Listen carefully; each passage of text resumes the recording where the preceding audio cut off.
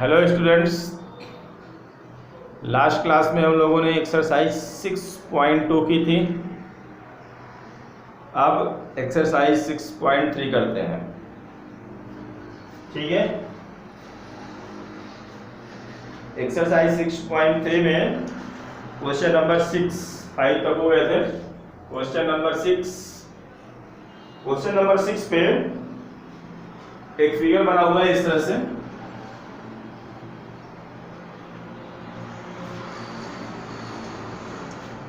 ये एक मिरर है, दर्पण। ये उसके पीछे के पेंट को प्रदर्शित करता है। कलई पीछे से पेंट है, जिसमें हम लोग शक्ल देखते हैं अपनी, चेहरा। ठीक है, उस टाइप का ये दर्पण है। इस दर्पण का नाम है पी क्यू। इसी तरह एक नीचे दर्पण है,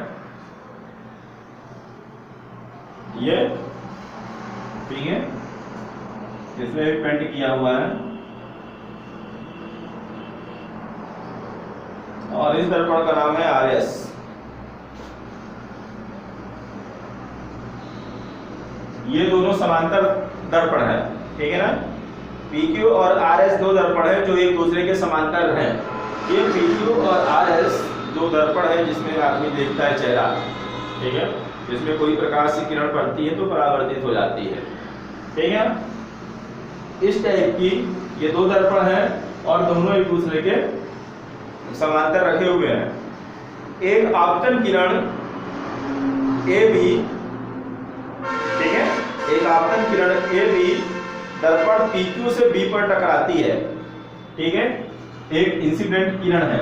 ठीक है, जो बिंदु ए से, यहां से ये एक किरण इस दर्पण पर टकराती है। ठीक है, कहां पर टकराती है? बिंदु बी पर। यहां पे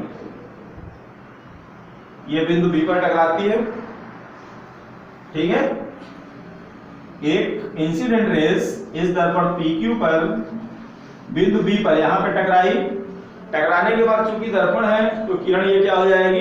रिफ्लेक्ट हो जाएगी, परावर्तित हो जाएगी। तो ये जो रिफ्लेक्टेड रेस है वो बिंदु बीसी पर चलती हुई यहां से रिफ्लेक्ट होके ये मान लो यहां पे आ गई, इस तरह से।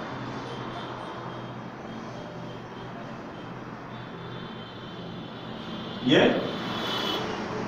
आपतित किरण हो गई, इंसिडेंट रेस दर्पण पी क्यू पर पड़ी। इसके बाद ये रिफ्लेक्ट होकर दर्पण आर एस के बिंदु सी से टकराती है और उसके बाद फिर से जब यहां पर टकराएगी तो फिर ये भी तो दर्पण है, ये भी इस किरण को परावर्तित कर देगा। इस तरह से ये क्या हो गई? परावर्तित हो गई। ठीक है, बिंदु डी पर होती हुई परावर्तित हो गई। ये इस तरह से परावर्तित हो गई। ठीक है, पुनः सीडी के अनुदिश परावर्तित हो जाती है। सिद्ध कीजिए कि ए बी समांतर सीडी। इस सवाल पे दो दर्पण दिए हुए हैं, ये दोनों दर्पण एक दूसरे के समांतर हैं। ठीक है ना, एक ये किरण बिंदु ए से होती हुई, ये इसका जो है तो पाथ है, रास्ता है, ए बी बिंदु बी पर टकराती है पी क्यू दर्पण पर। फिर यहां से परावर्तित होकर आर एस दर्पण पर बिंदु सी पर टकराती है और फिर से ये परावर्तित होकर इस दिशा में चली जाती है। ठीक है, आपको सिद्ध करना है कि ये जो ए बी रेस है ये सी डी के पैरेलल है। ए बी समांतर सी डी, इसको सिद्ध करना है। ठीक है, जबकि क्या दिया हुआ है? पी क्यू और आर एस समांतर है। तो इसको पहले जो दिया है उसको लिख लेते हैं। दिया है पी क्यू समांतर आर एस, दो समतल दर्पण है, ये दिया हुआ है। पी क्यू समांतर आर एस, पी क्यू और आर एस दो समांतर दर्पण है। ठीक है, और क्या दिया हुआ है? ये ए बी, बी सी और सी डी, ये क्या है? ये किरणें हैं, रेस है। पहले यहां से यहां गई, यहां से टकरा के यहां से, यहां से टकरा के वहां से। और ए बी, बी सी तथा सी डी किरणें हैं या किरण है। ए बी, बी सी और सी डी क्या है? किरण है। दो समांतर दर्पण दिए हुए हैं। ठीक है, दो दर्पण दिए हैं जो एक दूसरे के समांतर रखे हुए हैं। ए बी, बी सी और सी डी किरण है। ठीक है ना, सिद्ध करना है to prove AB parallel to CD। ये सिद्ध करना है हमको कि ये AB CD के क्या है, समांतर है। ठीक है, थोड़ा सा हम रचना कर लेते हैं इसको प्रूव करने के लिए। यहां से इसमें एक परपेंडिकुलर ड्रा करते हैं। इस समतल दर्पण से एक परपेंडिकुलर यहां पर हमने ये ड्रा किया। मान लो इसका नाम कुछ भी रख दिया, M रख दिया, और इसी तरह इससे एक परपेंडिकुलर ड्रा किया, इसका नाम रख दिया M। ठीक है, BM और CL। तो ये जो BM है ये PQ पर लंब है,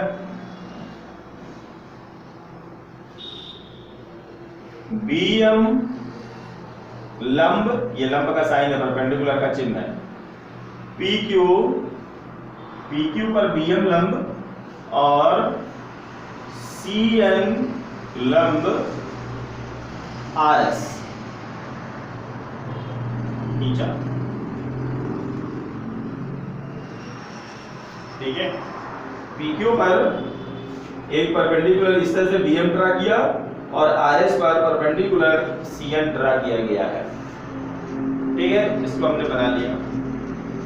विज्ञान में आप लोगों ने पढ़ा होगा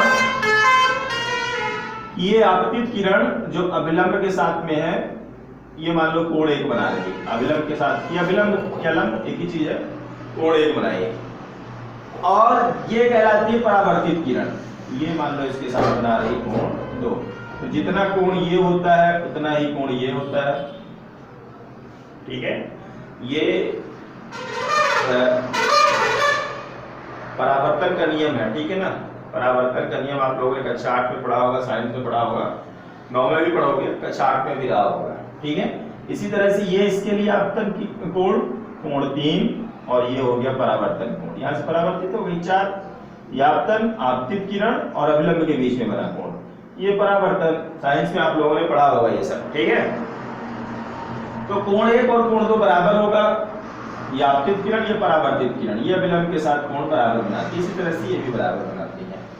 ठीक है, तो अब उत्पत्ति। यहां पे ये जो BM और CN है ये दो लंब है। ठीक है, और ये समांतर रेखाओं के बीच में खींचे गए हैं, दो समांतर रेखाओं के बीच में बने हैं। तो दो समांतर रेखाओं के बीच में दो या दो से अधिक जितने भी हम लंब खींचेंगे वो सारे लंब एक दूसरे के पैरेलल होंगे। ठीक है, वैसे तो दो समान एक रेखा में भी अगर हम बहुत सारे लंब खींचें तो सारे लंब परस्पर क्या होते हैं, समांतर होते हैं। तो दो समांतर रेखाएं दी हुई हैं पहले से ही, ये इसके समांतर है। ठीक है, तो हम जो रेखा इसके पर लंब होगी वही रेखा इस पर भी लंब होगी। ठीक है, अगर जो दो समांतर रेखाएं हैं इस पर कोई लंब खींचते हैं तो यही रेखा उस वाले रेखा पर भी क्या होगी, लंब होगी। तो ये दोनों क्या हो गए, ये दोनों लंब हो गए। तो ये दोनों जब लंब हो गए तो ये दोनों परस्पर क्या हो जाएंगे, समांतर हो जाएंगे। तो उत्पत्ति में यही शुरू करते हैं।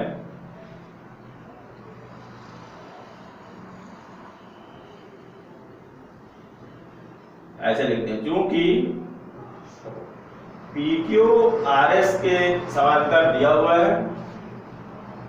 ठीक है, तथा ये दिए कि हमने जो रचना की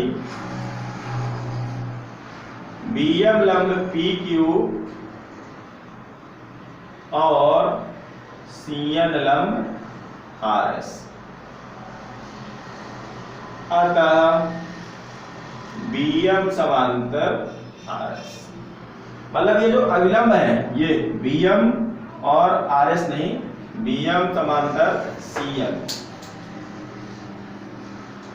BM और CN भी क्या हो जाएंगे, समांतर हो जाएंगे।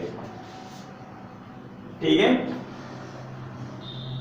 ब्रैकेट में रीजन लिख सकते हो क्यों समांतर है। समांतर रेखाओं पर खींचे गए लंब। ठीक है, दो समांतर रेखाओं पर चाहे हम दो लंब खींचे चाहे 4 छठ खींच दे, सभी आपस में क्या होंगे, समांतर होंगे। ठीक है ना। अब इसकी बात करते हैं कोण 1 बराबर कोण 2 तथा कोण 1 बराबर कोण 2 और कोण 3 बराबर कोण 4। ये है लॉज ऑफ रिफ्लेक्शन, परावर्तन का नियम। आपतित किरण और परावर्तित किरण के बीच में बने कोण क्या होते हैं? इक्वल होते हैं। ठीक है, परावर्तन के नियम से। इसको मान लो हमारा इक्वेशन 1 हो गया। कोण 1 बराबर कोण 2 और कोण 3 बराबर कोण 4। पुनः कोण 2 बराबर कोण 3। क्यों भाई? कोण 2 कोण 3 के बराबर क्यों हो गया? देखो यहां पे ये क्या हमने दिखाया कि बीएम और सीएम क्या है? समांतर है। तो ये हमारा बीएम रेखा हो गई, ये हमारी सीएन हो गई। ठीक है ना, बीएम और सीएन ये दोनों पैरेलल हैं। और ये जो बीसी है, ये बीसी क्या का काम कर रही है? ट्रांसवर्सल का काम कर रही है, तिर्यक छेदी रेखा। ठीक है ना, इस तरह से बीएम और सीएन है और ये जो बीसी रेखा है ट्रांसवर्सल का काम कर रही है। तो जितना कोण ये होगा जैसे कोण 2, उतना ही कोण क्या होगा? 3। 2 और 3 बराबर होंगे। कौन सा नियम है ये? अंतः एकांतर कोण। ठीक है ना, इंटीरियर अल्टरनेट एंगल। 2 और 3 बराबर होंगे क्योंकि ये समांतर है, तो ये क्या होंगे? एकांतर कोण होंगे। यहाँ इसका रीजन लिख देंगे, यहाँ पे चाहे ऐसा लिख लो, चूंकि बीएम समांतर सीएम अतः कोण 2 बराबर कोण 3, कोण 2 बराबर कोण 3 और इसके ब्रैकेट में लिखेंगे अंतः एकांतर कोण। ये हो गया। ठीक है, इसको दे देंगे इक्वेशन 2। कोण 2 बराबर कोण 3 और कोण ये हो गया 1। तो समीकरण 1 में लिखा है कोण 1 बराबर कोण 2, 2 में लिखा है कि कोण 2 कोण 3 के बराबर है, फिर 1 में लिखा हुआ है कि 3 किसके बराबर है? 4 के बराबर। तो समीकरण 1 व 2 से कोण 1 बराबर कोण 2 और कोण 2 किसके बराबर है? 2 में 3 के, और 1 में कोण 3 किसके बराबर है? कोण 4 के। मतलब चारों कोण क्या हो गए? आपस में बराबर हो गए। जब चारों कोण बराबर हो गए, ठीक है, तो हम ऐसा भी लिख सकते हैं कोण 1 प्लस कोण 2 बराबर कोण 3 प्लस कोण 4। भाई जब चारों बराबर हैं तो हम चाहे इन दोनों को जोड़ लें चाहे इन दोनों को जोड़ लें, बराबर ही आएगा। आएगा नहीं? भाई सब मान लो चारों कोण बराबर हैं, सब 30-30 के हो गए। 30 बराबर का ही मतलब होगा, सब बराबर हो गए। चाहे इन दोनों को पहले जोड़ लें चाहे इन दोनों को इधर जोड़ दें, एक ही बात है, 60 ना आएगा। तो ये इस तरह से हो गया। अब कोण 1 धन कोण 2, कोण 1 धन कोण 2 मतलब ये पूरा कोण हो गया। 1 धन 2 पूरा कोण, और इस पूरे कोण को हम क्या नाम दे सकते हैं? ए बी सी।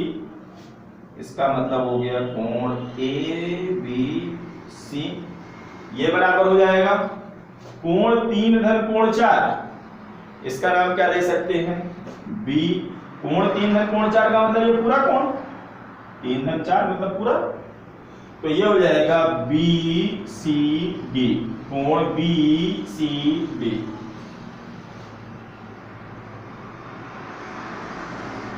ये इतना हो गया। ठीक है, कोण बी सी और डी पूरा कोण हो गया। अब हम ये देखेंगे कि ये जो रेखा है ये हमारी ए बी रेखा थी। मान लो इसको हमने थोड़ा सा यूं बढ़ा दिया, ठीक है, सीडी को भी थोड़ा सा बढ़ा दिया ये, और ये जो ट्रांसवर्सल का काम कर रही है, जो इन दोनों को काट रही है ये, तो ये दो रेखाएं हैं ए बी और सी डी, ठीक है, ये दो रेखाएं हैं AB और CD, इसको ये रेखा BC काट रही है ना, रेखा AB और रेखा CD, ये दो रेखाएं हो गई, और इसको ये वाली रेखा काट रही है। तो काटने पर इधर का कोण और इधर का कोण ये दोनों क्या दिखा रहे हैं, बराबर है। कोण ABC बराबर कोण BCD, ये हमको दिख रहा है, ठीक है ना। तो जब ये कोण बराबर है, और ये कोण है कौन से, ये एकांतर कोण है। ये कौन से कोण है, ये एकांतर कोण है।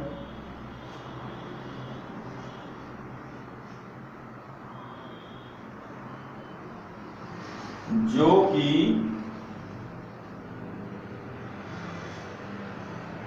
एकांतर कोण है, ठीक है, ये किस तरह की कोण है, एकांतर कोण। और जब एकांतर कोण बराबर दिख रहे हैं, इतना ये और इतना ये, इसका मतलब ये रेखा और ये रेखा क्या हो जाएगी, पैरेलल हो जाएगी। अतः AB समांतर CD, ठीक है, यही प्रूव करना था। सिद्ध कीजिए AB समांतर CD, सिद्ध कर दिया AB समांतर CD, ठीक है ना। इस तरह से 6.2 आप लोगों का कंप्लीट हो गया। अब आते हैं 6.3 पर।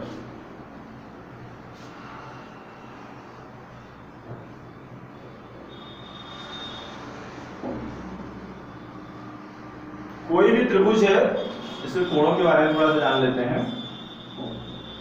ये त्रिभुज है, इस त्रिभुज के जो तीनों कोण हैं, ये तीनों कोण, इन तीनों कोणों का अगर हम सम करें, जोड़ें, कोण 1 धन कोण 2 धन कोण 3, तो ये किसके बराबर होता है, 180 अंश। कोण 1 कोण 2 धन कोण 3 बराबर 180 अंश। किसी त्रिभुज के तीनों कोण अंतः कोणों का योग 180 अंश होता है, ये जानते हैं। अब थोड़ा सा और जान लो। जिस तरह त्रिभुज के अंदर 3 कोण बनते हैं, उसी तरह त्रिभुज के बाहर भी 3 कोण बनते हैं। कैसे, ये देखो, रेखा BC को, भुजा BC को हमने इस तरह से बढ़ा दिया, तो ये त्रिभुज के बाहर कोण बन गया। अब इनकी वैल्यू कैसे होती है, ये मान लो हमारा 1 हो गया, ये 2 हो गया और ये 3, अंतः कोण। तो ये जो बाहर के कोण का मान है, इसका, इस त्रिभुज के बहिष्कोण का मान, बाहर के कोण का मान कितना होगा, इन दोनों दूर वाले, एक तो एकदम पास में है तो इसके पास में वो नहीं, जो ये दो के दूर कोण है, 1 धन 2, इन कोण और इस कोण को जोड़ोगे जितना आएगा, इस कोण और इस कोण को जोड़ोगे जितना आएगा, उतना ही मान इस बाहर के कोण का होगा, ठीक है। इसी तरह से चाहे तो इसमें भी इसी तरह से हम निकाल सकते हैं।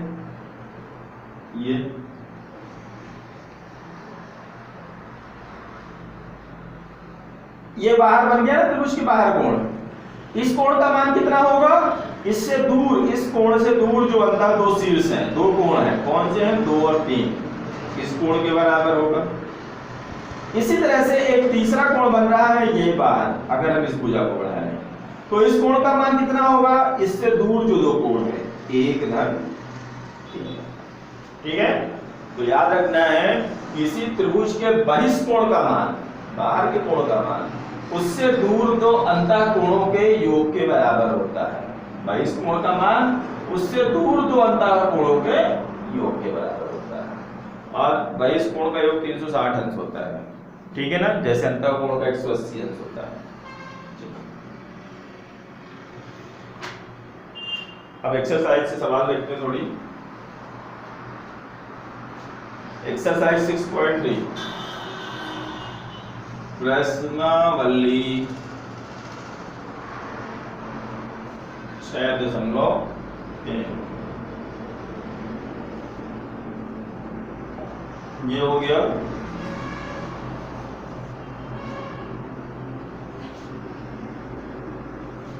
एक त्रिभुज बना हुआ है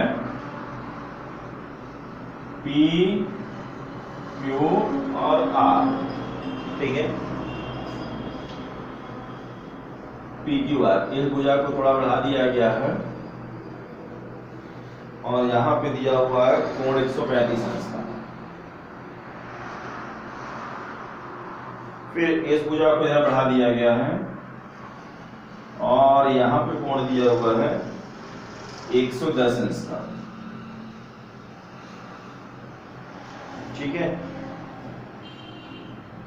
त्रिभुज PQR की भुजाओं QP को क्रमशः बिंदुओं S, ये बिंदु S, भुजा QP को बिंदु S तक और भुजा RQ को बिंदु T तक बढ़ाया गया है। यदि कोण SPR मतलब ये वाला कोण 135 degree and angle PQT equal to 110 degree हो तो एंगल PRQ ज्ञात कीजिए। PRQ मतलब इस कोण को निकालना है, ये कितने अंश का होगा, ठीक है, इसको निकालना है कि ये कितने अंश का होगा। तो पहला दिया है त्रिभुज PQR की भुजाओं QP और RQ को बिंदु S तथा T तक इस प्रकार बढ़ाया कि एंगल SPR बराबर 135 डिग्री और PQT एंगल PQT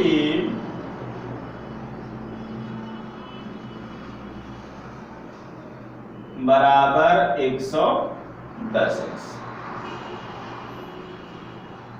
इतना दिया हुआ है, ठीक है ना। अब हमको ज्ञात करना है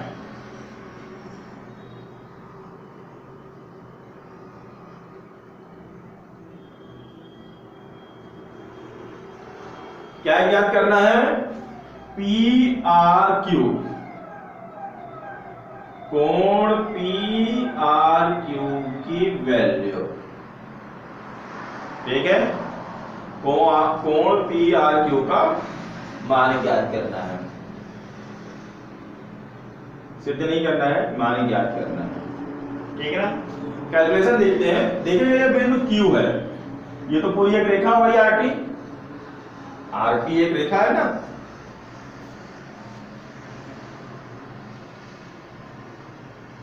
RT रेखा पर जब ये एक रेखा हो गई तो इतना और प्लस इतना कोण बराबर 180 अंश, लीनियर पेयर ऑफ एंगल्स है ना। एक रेखा के एक बिंदु पर जितने भी कोण बनेंगे वो सब लीनियर पेयर ऑफ एंगल्स कहलाते हैं।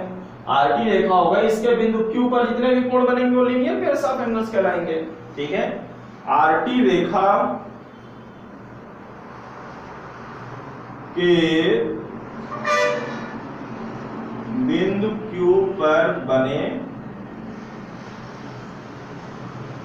मत देखो, RT रेखा के बिंदु Q पर कौन कौन सा कोण बना, कोण PQT प्लस कोण PQR, इधर वाला कोण, PQT मतलब इधर वाला और PQR मतलब इधर वाला कोण, बराबर 180 अंश, ठीक है। किसी रेखा के किसी बिंदु पर बना कोण, ठीक है ना, लीनियर पेयर्स ऑफ एंगल्स, रैखिक युग्म के कोण, ये हो गया। पी क्यू टी दिया हुआ है ऊपर 110 अंश 110 प्लस कोण पी क्यू आर बराबर 180। 110 को उधर लेके जाएंगे तो कोण पी क्यू आर बराबर 180 माइनस 110। तो ये हो जाएगा कोण पी क्यू आर बराबर 70 अंश। मतलब ये अंदर वाला कोण कितने अंश का आ गया? 70 अंश का आ गया। चलो ठीक, अब इसको देखते हैं। QS एक रेखा है, ठीक है ना, जैसे RD लिखा था वैसे इसको लिखते हैं। QS रेखा के बिंदु P पर, QS रेखा पर ये कोई बिंदु P दिया हुआ है, के बिंदु P पर यहां पर देख रहे हैं दो कोण बन रहा है इस बिंदु P पर। एक बन रहा है SPR इतना, और दूसरा बन रहा RPQ इतना। तो एक बिंदु पर कोण बन रहे हैं, दो कोण बन रहे हैं एक बिंदु पर, एक रेखा के एक बिंदु पर दो कोण, मतलब वो रैखिक युग्म के कोण है। तो इन दोनों कोणों का योग कितना हो जाएगा? इतना और इतना, इन दोनों कोणों का योग फिर से 180 अंश हो जाएगा। ये हो गया हमारा कोण SPR प्लस कोण RPQ इतना अंदर वाला बराबर 180 अंश। रैखिक युग्म के कोण SPR ऊपर दिया हुआ 135, इसकी जगह 135 लिख दिया। कोण RPQ बराबर 180। 135 को उधर लेके जाते हैं तो कोण RPQ बराबर 180, इधर प्लस में है, उधर जाएगा तो यही हो गया माइनस में। तो कोण RPQ बराबर हो गया 10 में 5 घटाएंगे 5, 7 में 3 घटाएंगे तो 4, 45 अंश। तो RPQ कितना आ गया? 45 अंश आ गया, ठीक है। RPQ हमारा आ गया 45 अंश, मतलब ये वाला कोण मिल गया 45 अंश का, ये वाला कोण मिल गया 75 अंश का। तो अब त्रिभुज PQR मिलेंगे, ठीक है। इन ट्रायंगल PQR, तो त्रिभुज PQR में किसी त्रिभुज के तीनों कोणों का योग 180 अंश होता है, इसका फार्मूला लगाएंगे। Angle PQR plus angle PRQ plus angle RPQ बराबर 180 अंश, ठीक है। एक बार हमने ये वाला कोण बीच में लिया, ये देखो Q, जब R, एक कोण R है ये देखो बीच में है, और एक कोण P है ये देखो बीच में है, ठीक है ना। एक बार QPR, एक बार RPQ और एक बार QRP, ठीक है। 180 अंश ब्रैकेट में लिख सकते हो त्रिभुज के अंतःकोणों का योग, या तीनों अंतःकोणों का योग, तीन तो होते ही हैं, तीनों अंतःकोणों का योग। PQR हमने ये देखो PQR निकाल दिया है 70, इसकी जगह पे 70 लिख दिया, प्लस PRQ ये वाला, और ये तो हमको निकालना ही है, प्लस RPQ ये हमने निकाल लिया 45 अंश का, बराबर 180 अंश। अब 70 और 45 को जोड़ देते हैं, 7 4 11, 115 अंश, 5 7 4 11। अब प्लस कोण PRQ बराबर 180 अंश। इस 115 को उधर लेके आते हैं तो कोण PRQ बराबर 180 माइनस 115, इधर प्लस में है, बराबर उधर गया तो माइनस में हो गया। तो ये हो जाएगा हमारा कोण PRQ बराबर 10 में 5 घटाएंगे तो 5 आएगा, ये बच्चा 7 में घटाएंगे तो 6 आएगा, और 1 में घटाएंगे 6। तो हमको निकालना था पी आर क्यू, और पी आर क्यू बराबर कितना आ गया, 65 अंश आ गया। ठीक है, इस तरह से हमारा पहला सवाल कंप्लीट हो गया। चलिए और करते हैं, दूसरा सवाल करते हैं इसका।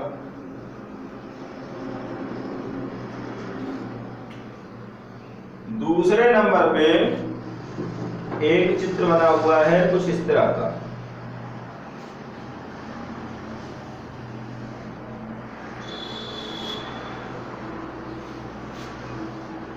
एक्स वाई जेड एक त्रिभुज दिया है एक्स वाई जेड, ठीक है।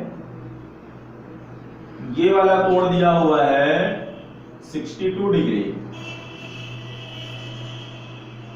कोण वाई दिया हुआ है 54 डिग्री।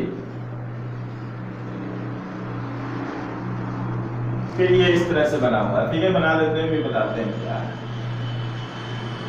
ये O, ठीक है। अब सवाल क्या कहता है, इस चित्र में कोण x बराबर 62 अंश दिख रहा है, एक्स वाई जेड मतलब ये पूरा कोण y, एक्स वाई जेड का मतलब क्या, पूरा कोण y 54 अंश का दिया हुआ है। यदि वाई ओ और जेड ओ, ये जो वाई ओ है ये, और ये जो जेड ओ है इसकी बात कर रहा है, ये दोनों कोण त्रिभुज एक्स वाई जेड के कोण एक्स वाई जेड और एक्स जेड वाई के समद्विभाजक है। कह रहा है कि ये जो वाई ओ है ये इस कोण को, इतने कोण को आधा आधा कर देता है, आधा इधर आधा उधर। जैसे 54 है तो 27 इधर 27 उधर, है ना। ये क्या करता है, ये वाई ओ क्या है, इस कोण का क्या है, समद्विभाजक, आधे इधर आधा उधर। और इसी तरह ये जेड इस कोण को, जेडो इस कोण को आधा आधा कर देता है, बराबर बराबर बांट देता है।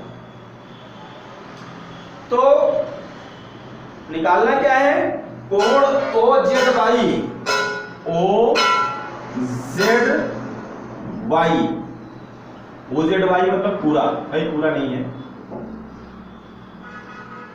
ओ जेड वाई मतलब इतना कोण बताना है, ओ जेड वाई पूरा लिखते तो फिर यहां से होता है X Z Y, O Z Y मतलब ओ जेड वाई, ये कोण। और बताना है कोण Y O Z, Y O Z, इस कोण को इतना ये बताना है और इतना ये बताना है। जबकि दिया है कोण x बराबर 62 अंश, ये दिया है 54 और ये दिया हुआ है इन दोनों के समद्विभाजक, ठीक है। तो जो जो दिया है उसको लिख लेते हैं। दिया है त्रिभुज एक्स वाई जेड में कोण x बराबर 62 ऊपर वाला, कोण एक्स वाई जेड लिखो चाहे पूरा y लिख दो कोई दिक्कत नहीं, 54 डिग्री। और क्या दिया हुआ है, ये जो वाई ओ और जेड ओ है तथा वाई ओ और जेड ओ क्रमशः कोण एक्स वाई जेड तथा एक्स जेड वाई के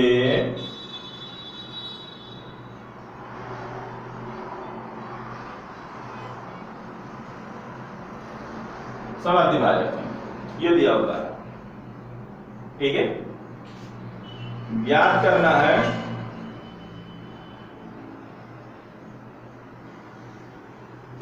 क्या ज्ञात करना है, कोण ओ जेड वाई, कोण ओ जेड वाई इसका मान क्वेश्चन मार्क, और कोण जेड ओ वाई या वाई ओ जेड मतलब ये वाला वाई ओ जेड इसका मान, इन दोनों को निकालना है, ठीक है। गणना कर लेते, निकाल देते हैं भाई। ये त्रिभुज एक्स वाई जेड में in triangle X Y Z x दिया, एक कोण दिया है x 62 का, y दिया है 54 अंश का, पूरा x और y 54, z नहीं दिया हुआ है, तो जब दो कोण दिए हुए हैं तो तीसरा निकाल लेंगे त्रिभुज के तीनों अंतः कोणों के योग के फार्मूले से। Angle x plus angle y plus angle z equal to, चलो इसको ऐसे लिख देते हैं y और z को, नहीं तो अच्छा नहीं लगेगा जैसा दिया हुआ है। कोण x y z, ये y ही है, चाहे y लिखो चाहे ऐसा लिखो एक ही बात है, plus angle y z x या x z y कुछ भी लिख सकते हो, एक ही बात है, बराबर 180 अंश। त्रिभुज के तीनों कोणों का योग, देखो कोण x कोण y कोण z, जो बीच में रहता है तो वही कोण को प्रदर्शित करता है। त्रिभुज के तीनों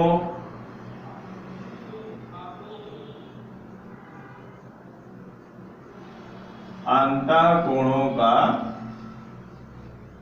योग, ठीक है।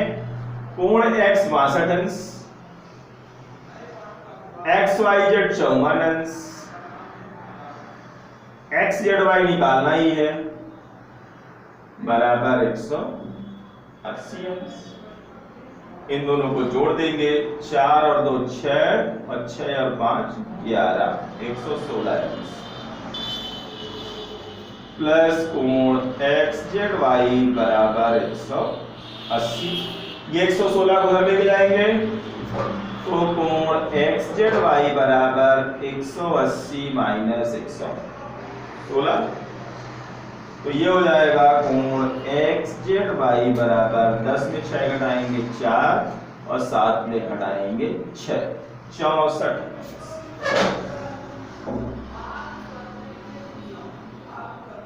तो ये वाला कोण कितना आ गया, 64 अंश का। अब हमको क्या निकालना है, कोण OZY, ठीक है। अब दिया हुआ है चूंकि YO तथा ZO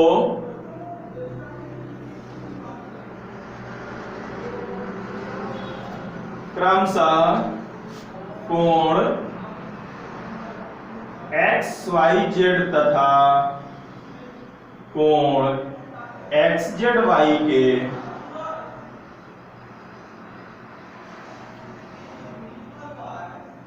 तथा कोण XZY के सम द्विभाजक है। ये दिया हुआ है, ये और ये क्या है, समद्विभाजक है, ये दिया हुआ है। अतः कोण OZY, अतः कोण OZY निकालेंगे कि ये कोण OZY क्या होगा, तो अतः यहां निकालते हैं, ठीक है ना। अतः कोण OZY बराबर समद्विभाजक है, इस पूरे कोण का आधा, ये कितना होगा, ये इतना, पूरे कोण का आधा कोण XZY, कोण XZY, इस पूरे XZY का ये कितना होगा, आधा, क्योंकि इस लाइन ने पूरे को आधे आधे बांट दिया। XZY ये देखो अभी आया 64 अंश, तो ये हो जाएगा 1/2 गुणे 64, ये 2 से कट गया तो कुल मिला के आ गया 32 दूनी 64, ठीक है। इधर का निकालेंगे इसी तरह से, तथा कोण OYZ, इसकी जरूरत नहीं है पर निकालना पड़ रहा है, OYZ बराबर इतना कोण OYZ कितना, ये हो जाएगा 1/2 कोण XYZ पूरे का आधा, 1/2 और ये XYZ ये पूरा है कितना, ये 54 अंश का है। ये जब इसको काटेंगे तो 2 दूनी 4 और 2 सत्ते 14, 27 अंश हो गया। अब हमको ये वाला कोण निकालना था, ये ऊपर वाला। तो आइए त्रिभुज लेंगे, त्रिभुज OYZ में, पुनः त्रिभुज OYZ में फिर से त्रिभुज के तीनों कोणों का योग लगाएंगे। कोण OYZ plus OZY plus YOZ, ये वाला, एक बार Y बीच में, एक बार Z बीच में, एक बार O बीच में, बराबर 180 अंश। भाई भले ये इसके अंदर बना है त्रिभुज, भले छोटा है पर है तो त्रिभुज ही, ठीक है, चाहे छोटा हो चाहे बड़ा, तीनों कोणों का योग कितना होगा, 180 अंश होगा। OYZ हमने निकाला 27, OZY 32 और प्लस कोण YOZ बराबर 180। ये जोड़ेंगे 7 2 9 और 3 2 5, 59 डिग्री, ये डिग्री है सब, प्लस कोण OYZ बराबर 180। तो कोण OYZ इसको उधर लेके जाएंगे, तो 180 ये उधर जाएगा तो माइनस हो जाएगा 59। तो कोण YOZ बराबर हो जाएगा 180 में 59 को घटाना है, 180 में 59 को घटाएंगे तो 10 में 9 घटाएंगे तो आएगा 1, ये बचा 7 में 5 घटाएंगे तो 2 और ये 1 बचेगा, 121 अंश। ठीक है, तो यही हमको निकालना था YOZ और OZY। तो देखो OZY यहाँ पे निकल गया और YOZ यहाँ पे निकल गया। इस तरह से 2 सवाल बता दिए, कुछ और सवाल बचे हुए हैं उसको हम लोग नेक्स्ट डे लगाएंगे। ठीक है, थैंक यू।